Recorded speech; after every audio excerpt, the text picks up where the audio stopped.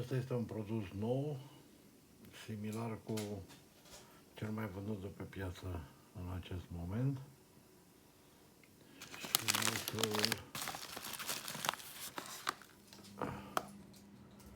desfac și să văd care ar fi comparativ ca și masă, pentru că acela despre care vorbeam, cel mai vândut de pe piață, are tot 10 litri ca volum al pachetului, dar 4,3 kg. După cum se vede aici, acesta are 10 litri ca volum al sacului, deci identic cu acela, dar 2,6 kg. Haideți să vedem.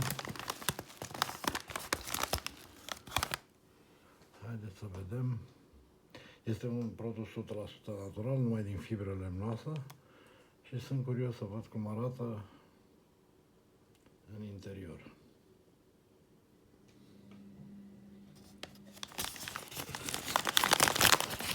Asta e condită, am cuțit și acum să încep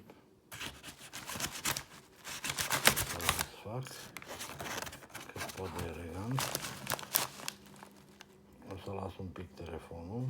După cum se vede, ambalajul e destul de solid, e cusut ferm și măcar aparent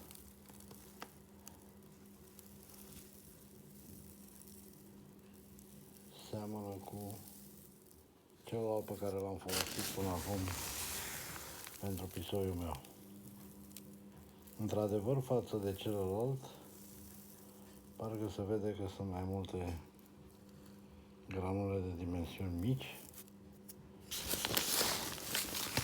și probabil de aici vine și diferența de greutate. Sunt curios, după ce îl folosesc în litiera pisoiului meu, pe care se cheamă Rafael, să văd cum se comportă praful acesta, să zicem. O să vă țin la curent.